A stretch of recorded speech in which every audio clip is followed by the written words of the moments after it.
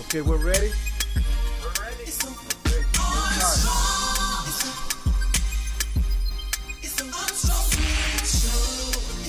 How long do we have? 20 seconds. 30 minutes.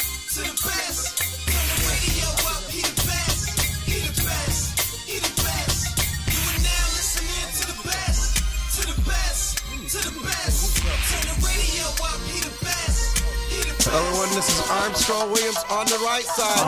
Armstrong. Don't curse, speak English. Armstrong. Virtuous society. Armstrong. I dare you to listen. Hey, turn it up. Hey. Armstrong. Get on the right side. Armstrong. Elevate your mind. Armstrong. I'm Armstrong Williams on the right side. Yo, man, it's your boy KO. And you're tuned into the most conservative of our brothers. The Armstrong Williams Show. Please give me a break. Grow up. It's another live one, baby. I'm feeling good tonight on our power station in the nation's capital, WTNT AM 730, 102.9, and on Super Tuesday. It's a Super Tuesday. What makes it super? Because something special is happening in our election season. They're going to try to wrap this thing up. Going to finally crown Romney as the prince of the party. Can he become king? Can he become a king? Time will tell. I wish him well. Oh, yeah. Hello, everybody. Welcome to the broadcast. Thank you so much for joining us. Now, you know we stream live, don't you? You know what that means? We got a lot of good stuff going on. What is it called? Shotcast, Shot Blast, Shot. All live shows stream audio on Shoutcast. Search AW Show and just shout it out. You can listen to us live. And also shout it out, baby. That's me. Hold tap. We're live, you know, and we stream live at www.livestream.com/Armstrong Williams. Oh, we got a blockbuster for you today. It's hot today. Much is going on in the land of opportunity, in the land of struggle, in the land of striving, in the land of you eat what you kill, in the land of personal responsibility and accountability, in the land of individual freedom, in the land of where people still believe in the Constitution and the right to assembly and the right to religion. Oh, yeah. Is that the America you know? That's the America I know. That's the America I want. Not an America of socialism and the government becoming a nanny state to all people, being all things to people, and taking away their ability to create, their ability to be imaginative, their ability to be entrepreneurs where they can go and put up that little white shingle and say, hey, I want to start something in America. I want to start something right here. I want to create and build. I want to create jobs. Yes, I don't want to work for somebody for the rest of my life. I want to be a businessman. I want to be an entrepreneur. Is that the America? Do you know that America? Is that a vanishing America? Is that still realistic what I'm talking about? Is that the America that you know? Come on now, give the host some love. Give the host some love. Yes, sir, give the host some love. You know how they used to say when you go to a concert, give the drummer some love, give the soloist some love, give the piano some love. Well, give the host some love. Can you shout it out? And you can do that by going straight to our live stream at www.livestream.com/Armstrong Williams. I'm looking for that American dream. I'm looking for that place of opportunity. Give us your feedback by email, uscinfo@rightsidewire.com. US at info at rightsidewire.com. Info at rightsidewire.com. Give us some love. Give us some feedback. I know I'm not, and you know what? I'm not high on no drugs. I'm not high on no alcohol. I'm high on America. Feeling good about this country called America. Oh, yes. Oh, someone that tells me we got a guest. Now, you know when you got a guest in the house, we got to introduce the guest. Jeff Stoddard, how you doing? Doing very well, thank you. Did anything I say resonate with you? Of course it does. I know you're a big time liberal. No, I'm definitely did that bite not. you? Oh, come on. You know you have liberal leanings. Come on now. You can tell the truth or stay out of the church. Tell the truth, man. Be proud of what you are. I am proud of being an independent. Independent to vote. Yeah, okay. Independent to vote, and I see good at both sides, and I'm actually encouraged by both candidates that we have. Meaning, I'm encouraged by Romney particularly on the right, and I think there's not a perfect side on either one, and I actually agree with a lot of what you're saying regarding the economy, and I'm actually encouraged in either way that it could go. I know a lot of people wouldn't agree with me there, and they would really want somebody from the Republican Party. But what encourages you about the current occupier of the White House being reelected? Well, I understand people's concerns with his economic policy. I'm not asking you to address anybody's concerns. I ask you to just tell us, what do you think that is good and uplifting and great for America about us reelecting President Barack Obama? I think that he is a very decent person. I think that he's a very intelligent person. I think that he represents our country well in the rest of the world. So I really what I try to look at more is the person, which is why I really try to stay independent.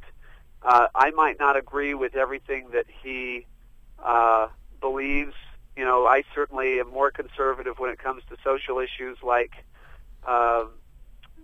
gay marriage, or I'm a particularly religious person, and so I don't agree with everything that he believes when it comes to some of these issues.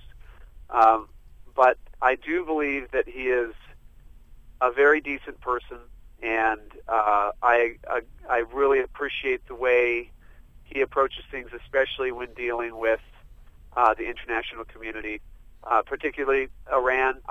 He could be stronger, and I certainly don't profess to be an expert in foreign policy, but having traveled the way I have, I really appreciate the way he represents our country, and he makes me proud to be an American, which is not something I can always say. But I would be proud under Romney as well. I think Romney is great. Well, I love it when people speak eloquently and kindly and uplifting about our president, because we, at the end of the day, are Americans. And so we welcome the citizenry feeling good about our president. It's good that you found something in the president that you can praise, because the Bible tells us if you find something good in something, you should praise it. Info@rightsidewire.com. Jeff Stoddard is a real estate expert. He was also recently in India attending a wedding, and we can't wait to get his insights on that. We just happened to see the pictures that were posted, and they were so intriguing, so inviting. I said, we got to have him on the show. But before we get to the fun stuff, and we got some hot stuff coming up in the last half hour. You got some hot stuff.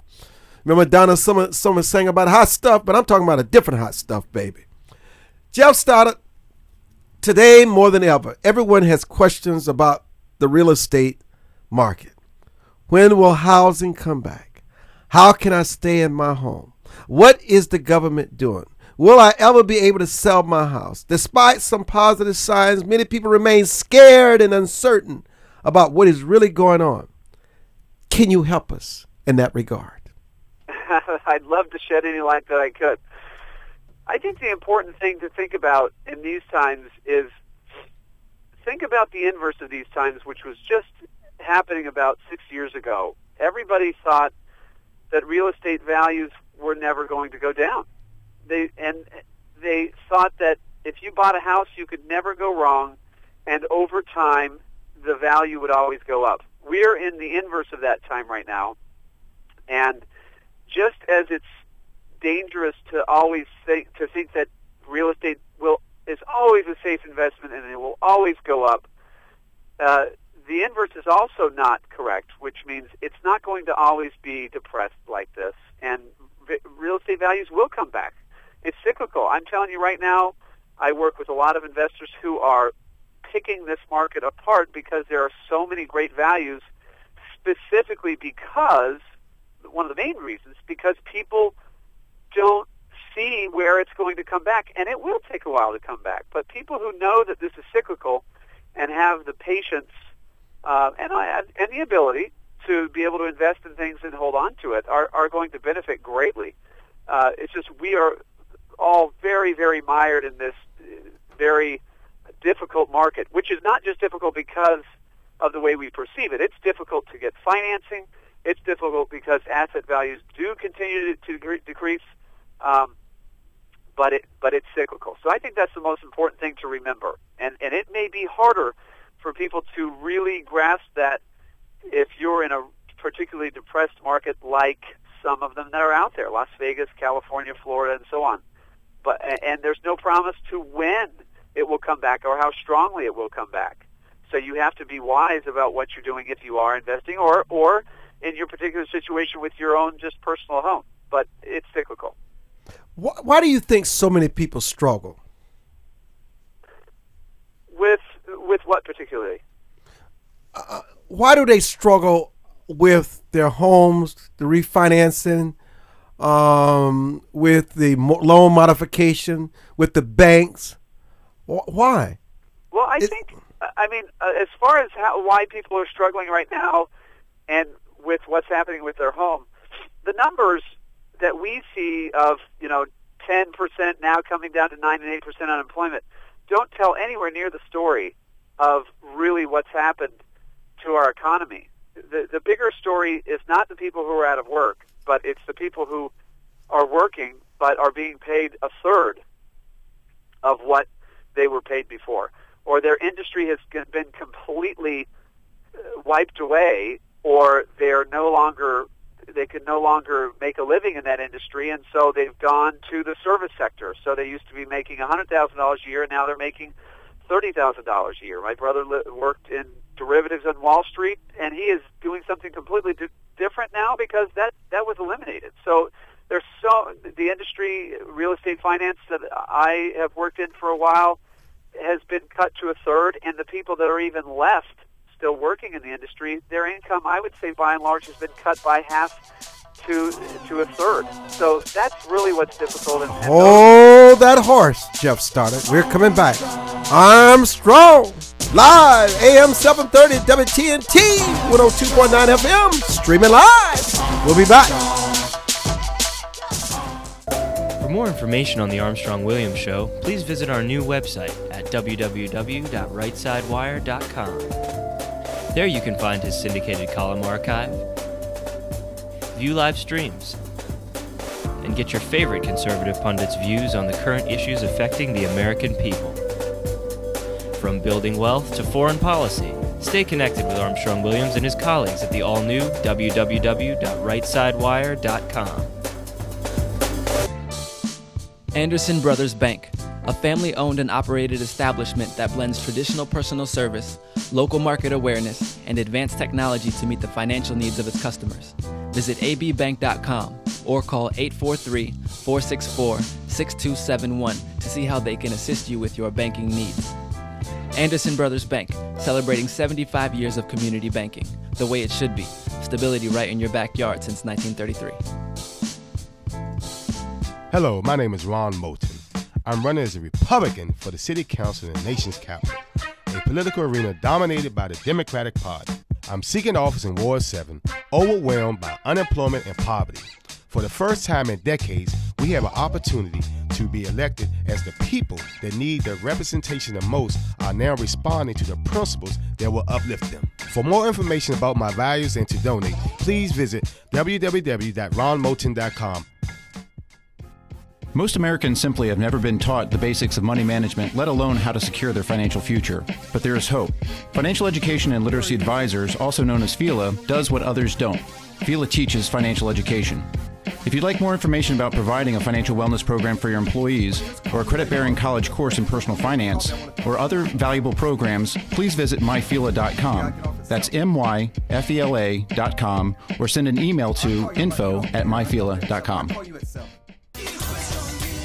Hi, this is Armstrong Williams with an opportunity to own a piece of paradise in Nassau, Bahamas. Spectacular land prices, 8,000 square feet, 20,000 square feet lot, affordable prices, hilltop properties with views of the magnificent sea, just call 242-677-3120 or 3121 or go to info@rightsidewire.com and leave your information. Where heads of state, sports, entertainment, and political celebrities meet. You're listening to Armstrong Williams. And welcome back to the Armstrong Williams Show. AM 730 WTNT, 102.9 FM, Sirius Power 128, WGNU 92.3, WGCV 620 AM. Welcome back, everybody. And Jeff Stoddard, you were about to tell us, what is it that separate those that struggle less with their real estate versus those that continue to struggle more? Wow, it brings up a good point. I think an important thing to realize about how deep this recession has been is I work with and advise a lot of people who have done all the right things. They have put down a lot of money on a property, and they have put money away, and they've really tried to work hard to secure themselves a good job and got a good education. And a lot of these people still are in a difficult situation where even though they put a lot of money into their property, they're underwater. And even though they've worked really hard to keep a good job, they are having a really hard time making payments.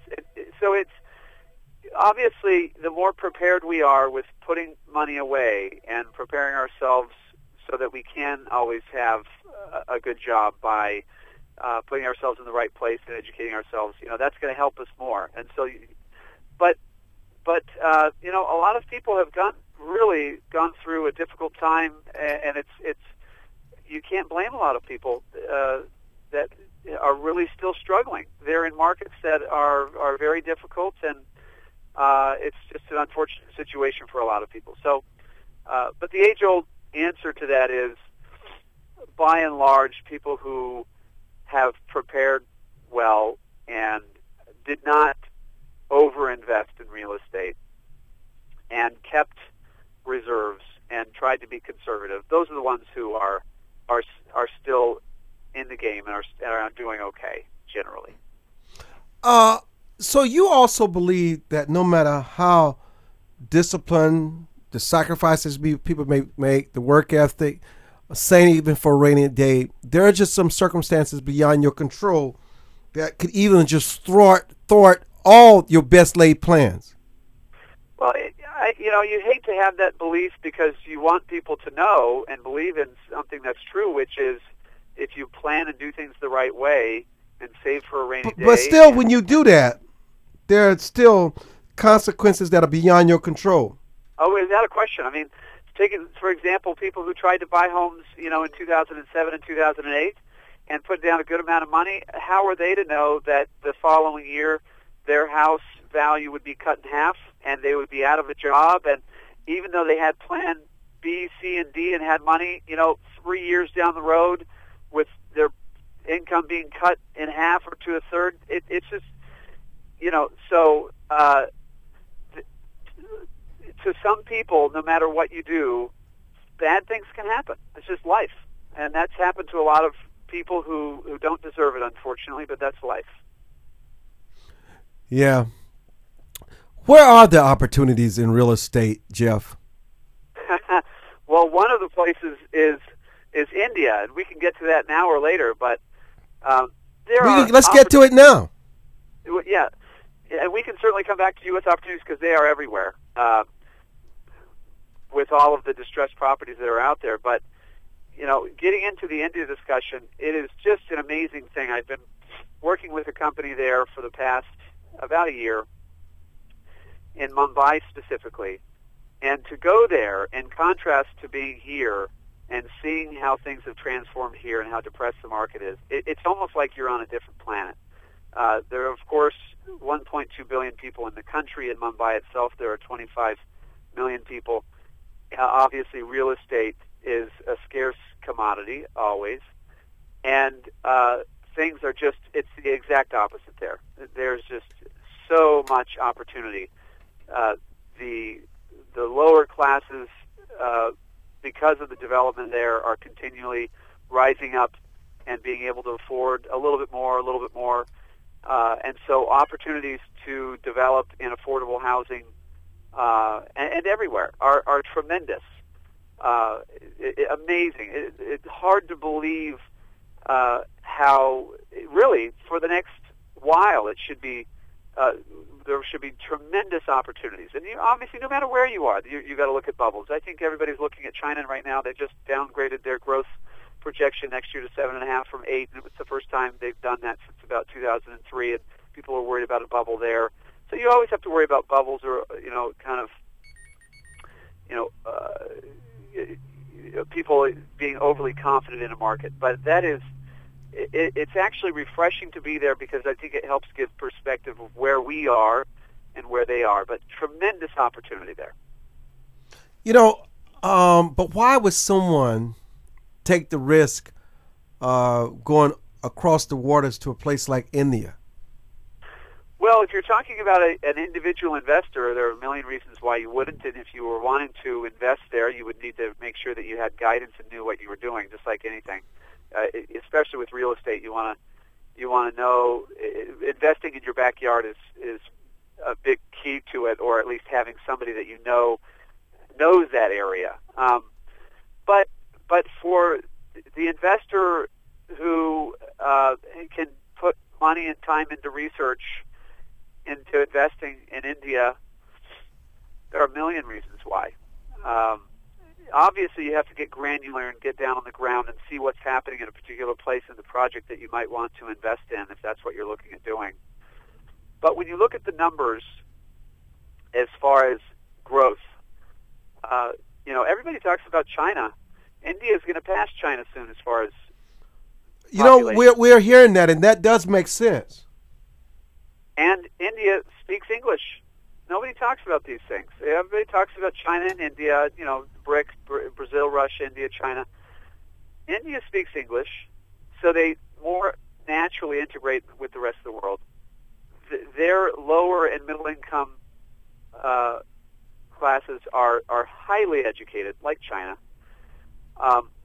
And there is just, they're not limited in population growth like China is. We all know that typically you can't have more than one child there, and India does not have that.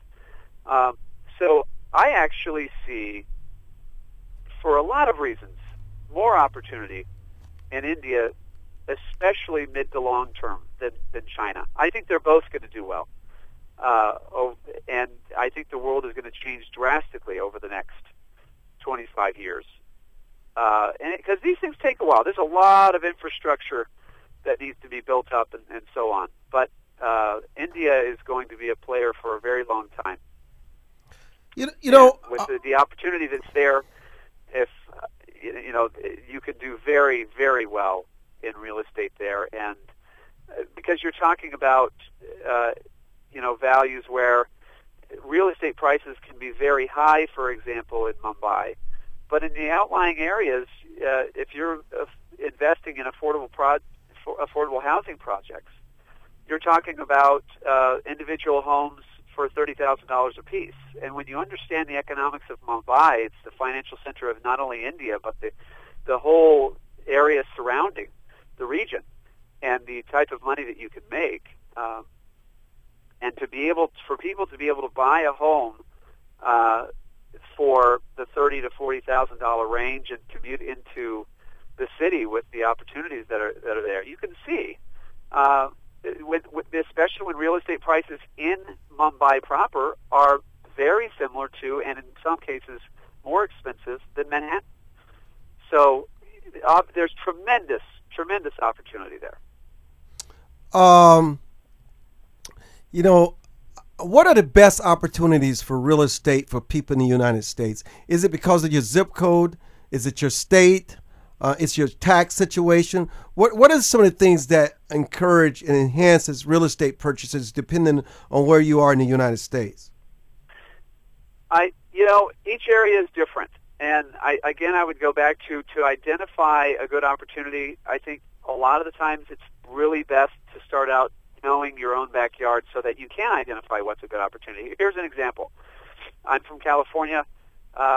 My father had a construction company growing up, and he's continued to look at real estate deals, so I talk to him about these things a lot.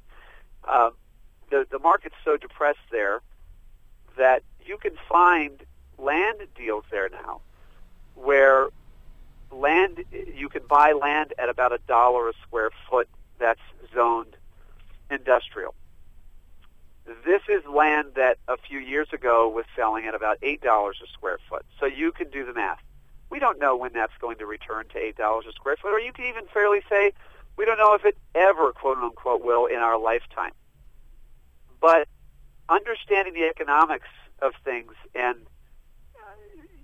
just understanding the cost of building and when businesses start picking up, let's say in 5 years from now, even if that starts trading at, instead of $1 a square foot, $2.50 a square foot, $5 a square foot, you could do very well. But again, these are bigger deals. But if people are interested in investing and trying to get in on something, those are the types of deals that you can get where or a hotel or office space where you can go in and they're bank-owned properties, and so you're buying a property from the bank at a severe discount because the banks had to take it over because somebody foreclosed on it.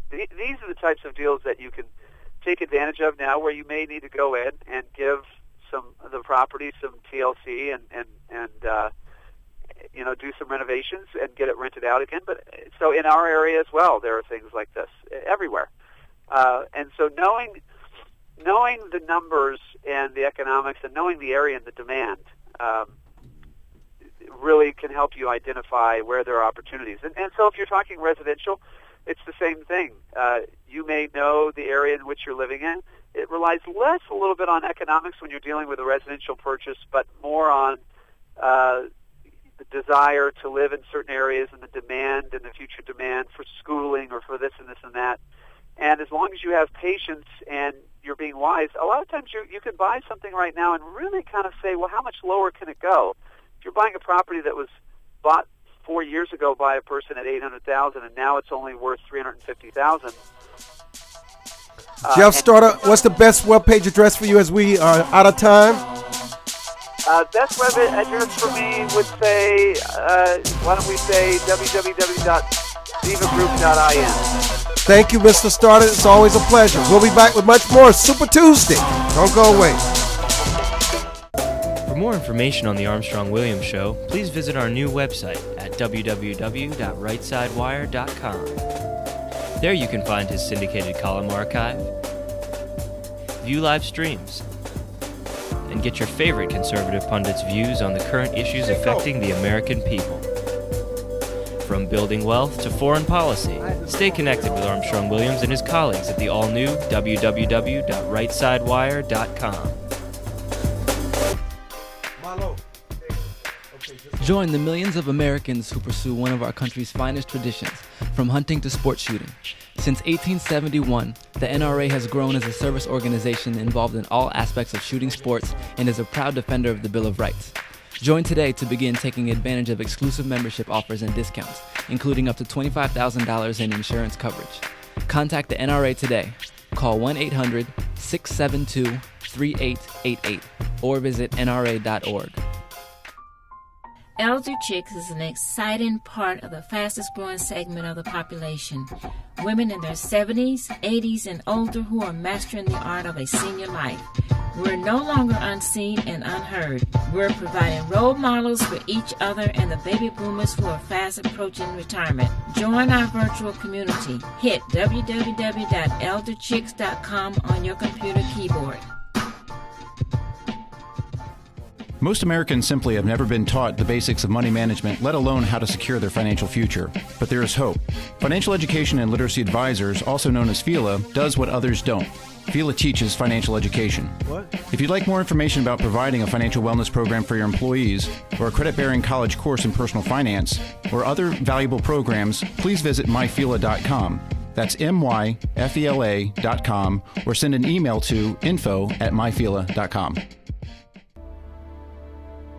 To travelers along the road of life who have fallen asleep at the wheel, to the many who woke up in time to avert disaster and get back on the righteous path, for the ones who crashed and survived and now adhere vigilantly to a virtuous and righteous path. Finally, Armstrong Williams' much-anticipated new book, Reawakening Virtues, gives his insights into these daily challenges and much more. Reawakening Virtues is available in bookstores and at Amazon.com. Where heads of state, sports, entertainment, and political celebrities meet.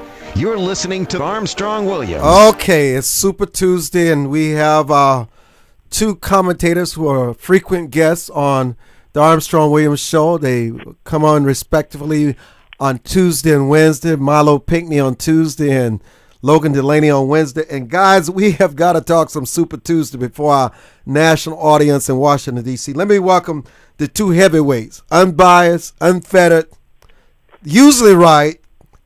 Hey, what can I say? Milo Pickney, how are you tonight? Very well, Armstrong. Thanks for having me tonight. Logan Delany in the right-hand corner, how are you? Oh, it's a pleasure to be here. I'm doing well. Okay, let's talk about some basic facts. Mitt Romney has not won a southern state yet. Ron Paul hasn't won any state yet. Rick Santorum can't go anywhere unless he wins Ohio. The latest polls that my posters just logged into us is that what they're seeing is that is 30 Romney, 29 Gingrich, 29 Santorum. The voting is down. Some died double digits in places like Ohio. Ron Paul campaigned in Alaska. It is obvious that when Mitt Romney says he's going to adopt Oklahoma, it's a sign that he's going to win Oklahoma. And you know what? And I know you guys hate being prognosticators because everybody like playing the guessing game. But there's much that is up at stake tonight. There are 1,419 delegates at stake. Let's start with you, Logan. Well, Armstrong, I think when the smoke clears tonight, Romney will probably be the guy to beat. I mean, he will be the guy that will have the momentum on his side. He will be the guy that there will have to be some kind of disaster between now and August for him not to be the nominee.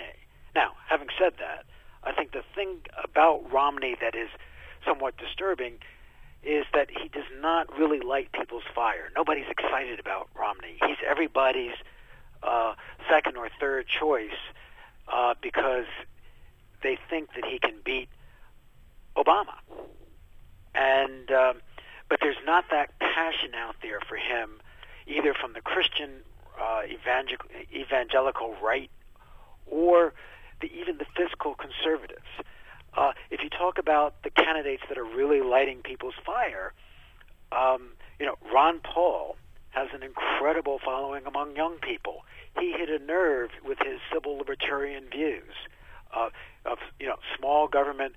He's willing to cut the budget right away.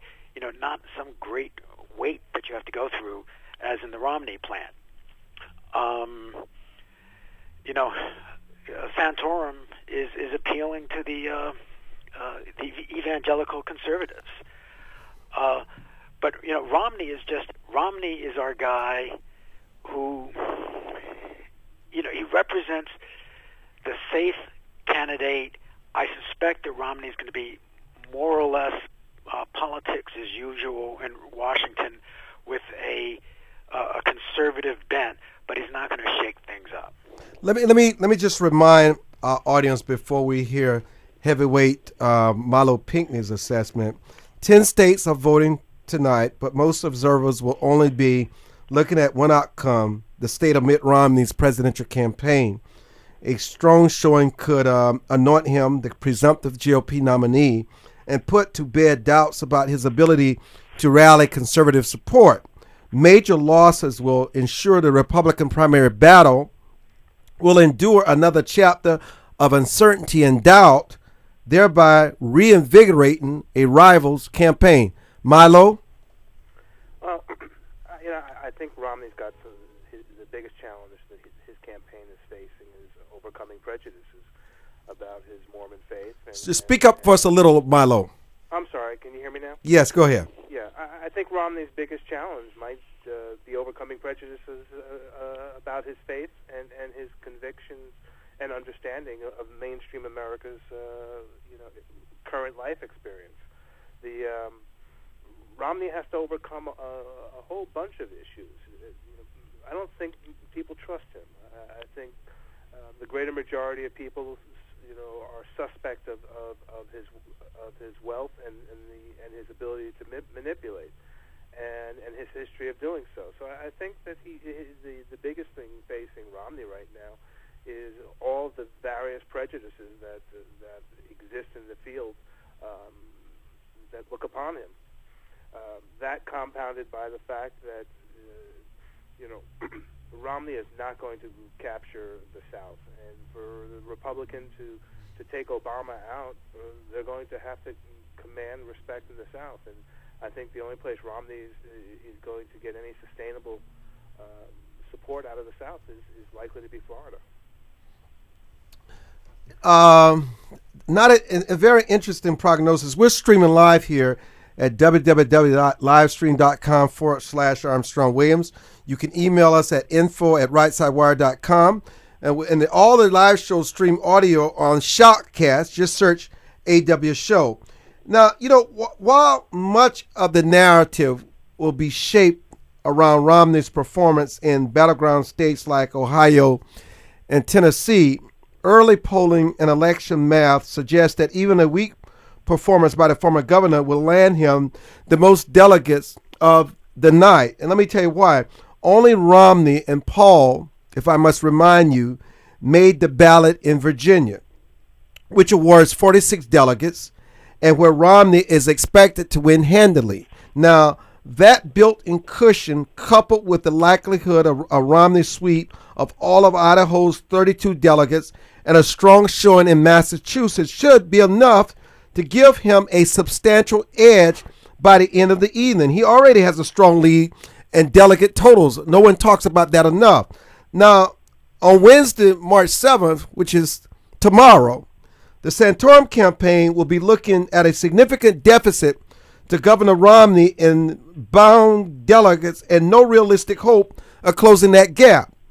The combination of proportional allocation and his regional weaknesses are going to make it virtually impossible for him to catch up to Governor Romney in delegates, let alone get to 1,144. To me, it's just mathematically impossible. So I just don't, Logan, I don't see how, even if he's weak tonight, he's still strong.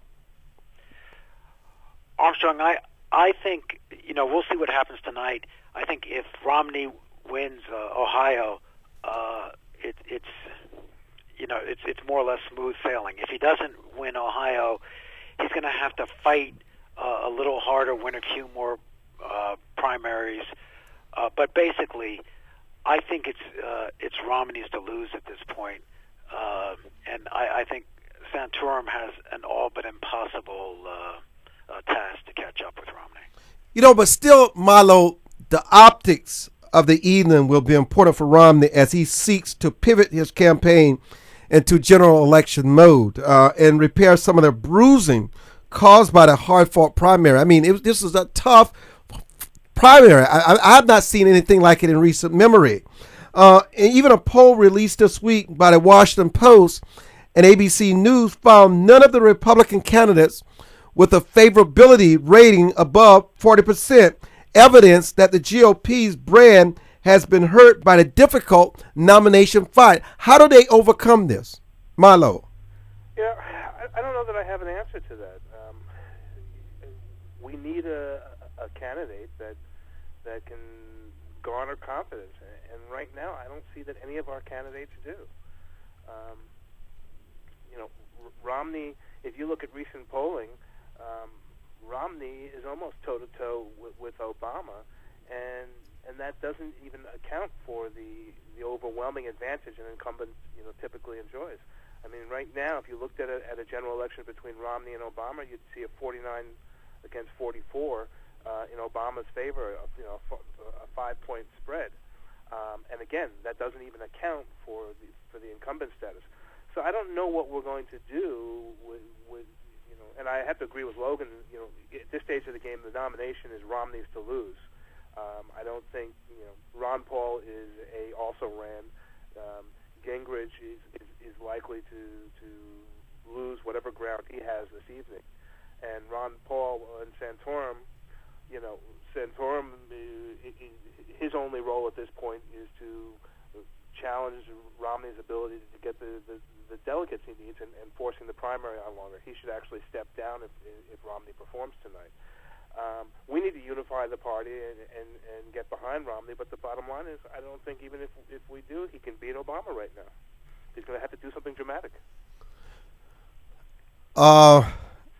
Logan, I guess you sort of have a different take. I have a different take because I think what the party has to do is emphasize the real issues that are troubling people right now. I think, number one, it's the economy. Even though there's been an uptick in the economy. You mean an uptick in gas prices? Well, there's an uptick in terms of reduced unemployment, slightly faster growth for the last quarter. It's still pretty anemic, and most people don't have confidence that what the government is doing, what the Obama administration is doing, is really supercharging the economy. So I think, number one, the Republicans have to put together a convincing platform, which I think they can do, which will say, okay, the economy is number one, this is our focus, we're going to do everything we can to really supercharge the economy. Number two, I think has to do with the fiscal soundness of the federal government, which we've been running 40% deficits over the last 3 years. Under Obama, we've taken over $4 trillion of additional debt. Let's come back and talk about the real Obama success and failures over the last 3.5 years. Logan Delany, Milo Pickney, Armstrong Williams, www.livestream.com/Armstrong Williams.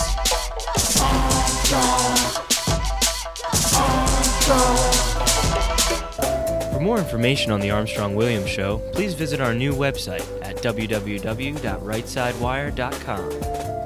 There you can find his syndicated column archive, view live streams, and get your favorite conservative pundits' views on the current issues affecting the American people.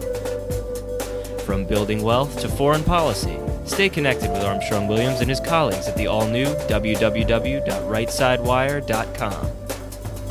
Does your school, team, church, or charity need a new fundraiser?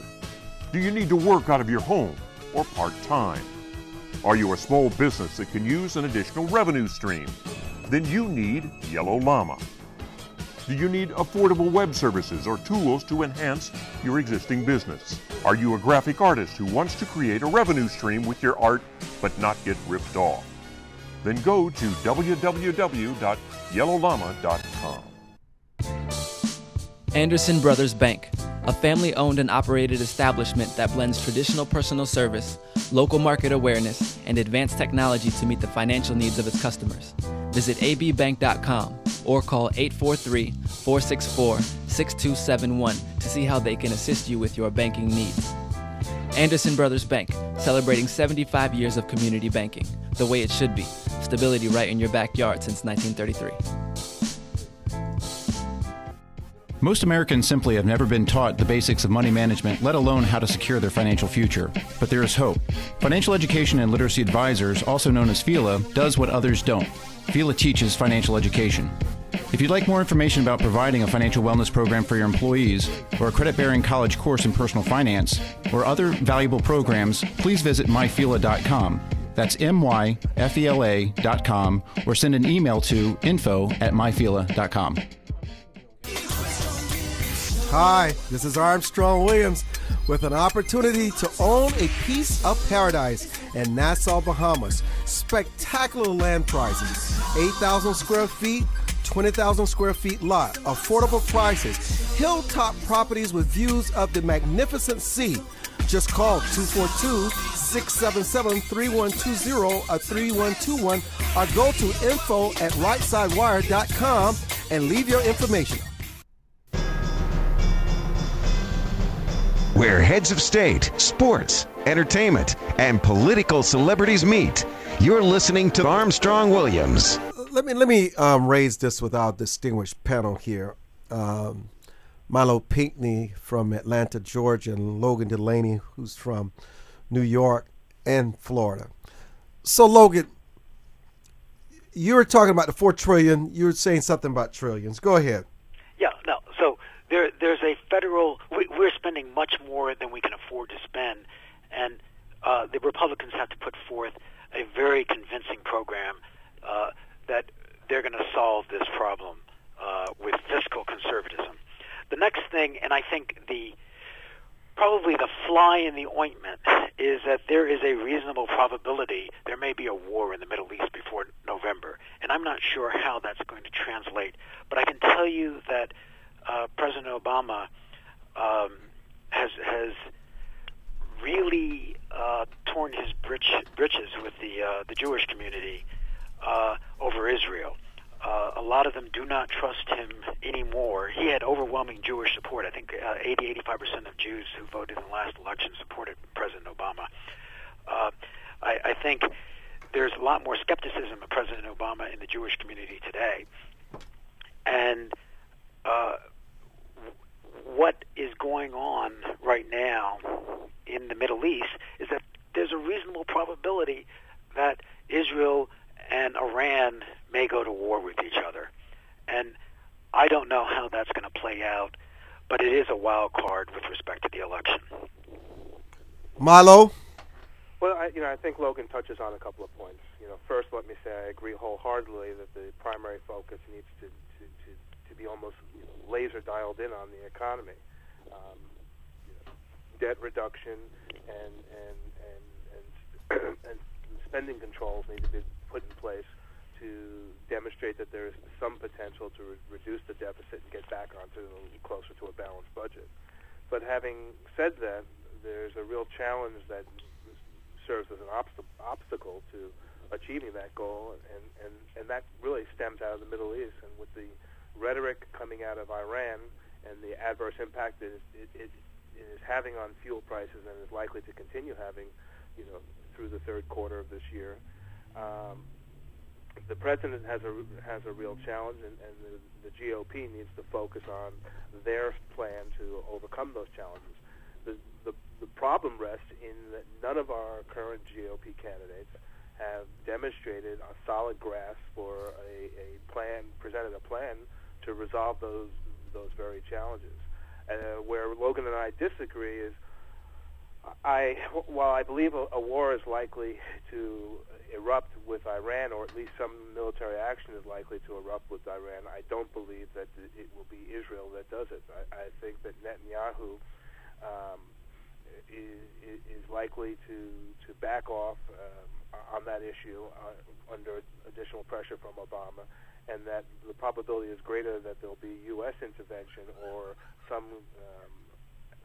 combined ally intervention in Iran to dial back the saber rattling of Ahmadinejad. So that's my read on it. Logan, let me challenge you. You know what? It's always easy to criticize an incumbent because they have a record. I saw this with former President Bill Clinton and former President George Bush. I remember in his re-election that no one in the media gave him a snowball chance and of winning. They even said that he was losing Virginia and other red states, but they were wrong. Obviously, the president has a record, and everyone that's challenging him, they have rhetoric, and it's easy to talk about what you can do and what you will change if elected. But the reality does not always match the rhetoric during the campaign. So why don't you, for our audience, tell us exactly whether it's in what happened in Libya, whether it's what's going on in Syria right now, whether it's the withdrawal of troops in Iraq, whether it's the situation of Afghanistan, whether it's gas prices, whether it's the economy, whether it's creating jobs. Just tell us where, if a Republican were in the White House, we would be far better off than what we are today. Okay.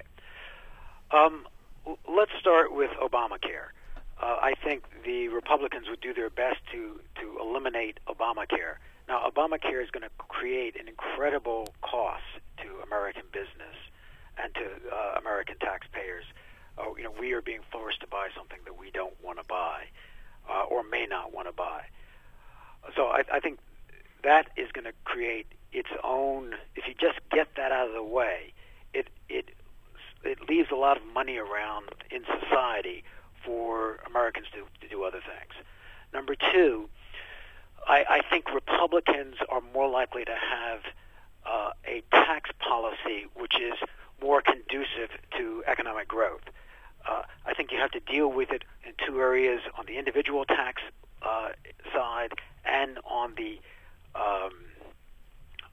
corporate tax side. I think the tax programs that the Republicans are advocating in general have a much more stimulative effect on the private sector of the economy. Whereas if President Obama is reelected and he's got the House and Senate to support him, he will be more likely to impose a policy, a tax policy and fiscal policy that will be less stimulative to the private sector. I think another area has to be in the area of energy. There is no silver bullet to energy, but there are a lot of things that we can do long term that will improve the cost of gas and oil and energy in the United States. We have, if not the biggest, one of the biggest oil reserves in the world in terms of oil and gas. And with the price of oil above about $2.50, it's economical to exploit that. And I think the policy of the Obama administration, whether it's been in offshore drilling, whether it's been the pipeline from Canada, whether it's been oil leases in Alaska, has been very reluctant to encourage the United States to develop this, or United States companies to develop this resource. How much more do you want me to go on? Oh, please continue. Okay. Another area where I think the Republicans will be much stronger is that we have an incredible amount of regulation going on in Washington today. And if you wanted to build a house, it takes an incredible just amount of regulation. You got to go through zoning boards. You got to go through all kinds of approvals. You want to build a factory, you got to go and get EPA approval. There's just a lot of red tape that has been created by regulation in Washington. Now, the Republicans are in favor of getting rid of and eliminating a lot of this regulation. And I think by getting rid of that regulation, a lot of that regulation, they will help the economy. But Logan, the regulation you speak of, especially when you start talking about building, is typically municipal. Yeah, but Milo, it's also federal. For example, you have to get federal EPA approvals if you're building a factory. Okay. You're right, but if you have federal government contracting, you have to comply with federal laws, whether they be federal laws with respect to hiring the handicapped, whether it's the Bacon-Davis Act, which says that you have to hire people at higher wages than the market. You have to hire at whatever the prevailing rate is. The prevailing rate is usually considered the union wage, which is generally a higher wage, and ends up costing federal projects considerably more, like 30 to 50% more, than comparable projects done in the private sector. I would agree. All the more reason why we need a policy shift to stimulate entrepreneurial development in the country, because, as I've said ad nauseum, it's the entrepreneurial business that's going to get us out of this situation, not federal spending or big business contracts with the federal government. So on that point, I think we agree. I also think that one of the big challenges that we face really rests in the energy sector, and we have the largest. We have 2 trillion barrels of oil beneath Colorado and Utah, Wyoming, and we're not tapping it. We have more oil in our Alaska reserve than most of the Persian Gulf oil producers. And in our middle state oil deposits and our shale oil in southern and western Pennsylvania, we can easily compete with any of the Soviet resources for oil production. And yet we're not creating policies that enable businesses to extract that oil from the ground and put it in the marketplace. So, on those fronts, we're in agreement. The area where I have to challenge you is moving government federal policy. Milo, Logan, believe it or not, you know that sound means that this day's program has come to a close. Thank you, Milo. Thank you, Logan. Thank you, AM 730 WTNT and 102.9 FM. For more information on the Armstrong-Williams Show, please visit our new website at www.rightsidewire.com. There you can find his syndicated column archive, view live streams, and get your favorite conservative pundits' views on the current issues affecting the American people. From building wealth to foreign policy, stay connected with Armstrong-Williams and his colleagues at the all-new www.rightsidewire.com. Join the millions of Americans who pursue one of our country's finest traditions, from hunting to sport shooting. Since 1871, the NRA has grown as a service organization involved in all aspects of shooting sports and is a proud defender of the Bill of Rights. Join today to begin taking advantage of exclusive membership offers and discounts, including up to $25,000 in insurance coverage. Contact the NRA today. Call 1-800-672-3888 or visit nra.org. Hello, my name is Ron Moulton. I'm running as a Republican for the City Council in the nation's capital, a political arena dominated by the Democratic Party. I'm seeking office in Ward 7, overwhelmed by unemployment and poverty. For the first time in decades, we have an opportunity to be elected as the people that need the representation the most are now responding to the principles that will uplift them. For more information about my values and to donate, please visit www.ronmoulton.com. Most Americans simply have never been taught the basics of money management, let alone how to secure their financial future. But there is hope. Financial Education and Literacy Advisors, also known as FELA, does what others don't. FELA teaches financial education. If you'd like more information about providing a financial wellness program for your employees, or a credit-bearing college course in personal finance, or other valuable programs, please visit myfela.com. That's myfela.com, or send an email to info@myfela.com.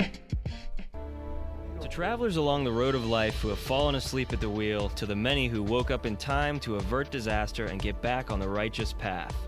For the ones who crashed and survived and now adhere vigilantly to a virtuous and righteous path.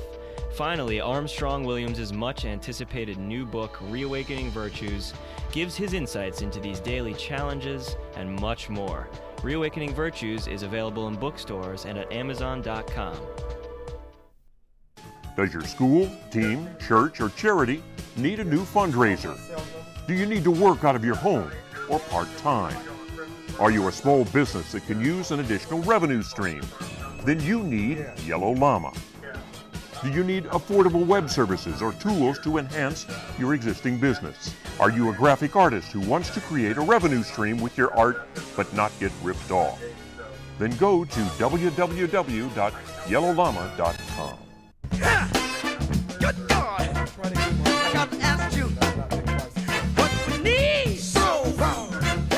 Henry Soul Food. No, we need it. Soul Food. Henry Soul Food. No, I like it. Soul Food. Henry Soul Food. No, we need it. Soul Food. Henry Soul Food.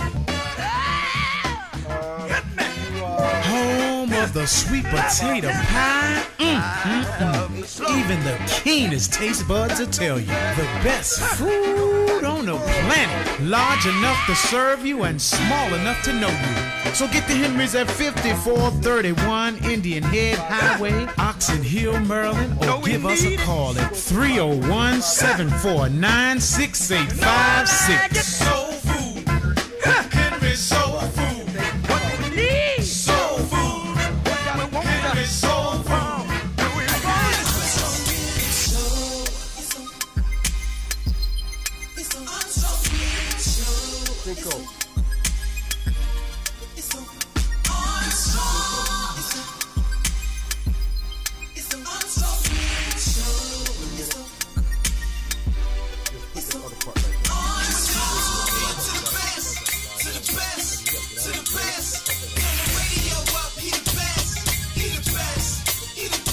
Armstrong. I dare you to listen.